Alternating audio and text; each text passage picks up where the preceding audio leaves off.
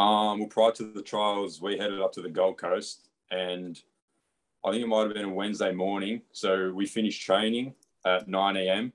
and we had a meeting after the session, which we got told we could be packing our bags and either driving to Adelaide or flying to the Gold Coast. A few of us wanted to drive to Adelaide just so we'd be there and then we'd have our cars for transportation. But we ended up flying to Queensland, and our flight was that afternoon.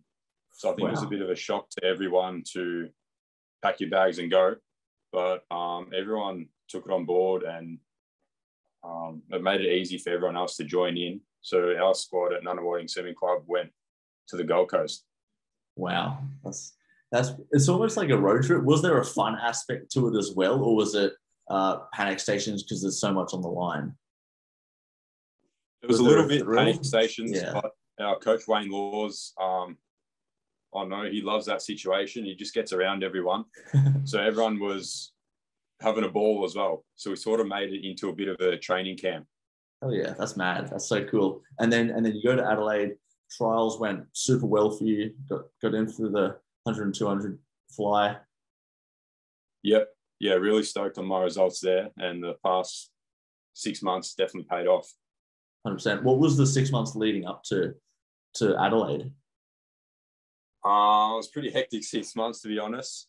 Being from Melbourne, we probably had one of the hardest lead-ins ever, maybe apart from the guys from WA. But we got shifted around quite a fair bit. I don't know the exact dates, but we went to Queensland States in December. Then we led on to an event camp, which we got stuck on the Gold Coast for an extra 5 days to avoid a lockdown in Melbourne.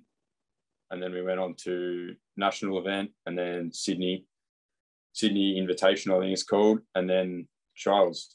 So it's been a pretty eventful last 6 months, but everyone on my end has coped really well. Almost on the run, and a little bit like some narco style. Like, how do we jump from border to border to avoid getting locked out? Wow, that's insane. And then after Adelaide, were you able to go back to Melbourne for a bit? No, we weren't, because who knows what could have happened in Melbourne. So I stayed in Melbourne for a couple extra days, my mate Brendan Smith, who also made the team from my club, he actually went to Wollongong to meet his family. So I had my family in Adelaide for the extra couple of days, then flew straight to Townsville. And whereas Brendan went to Wollongong to see his family, then he was able to get to Townsville from there. Wow. Holy Billy. And then you've just been in Townsville ever since preparing, and then just moved to Cairns for the camp. Is that right? So we were actually supposed to spend 2 weeks in Townsville, but that got cut short due to the cases.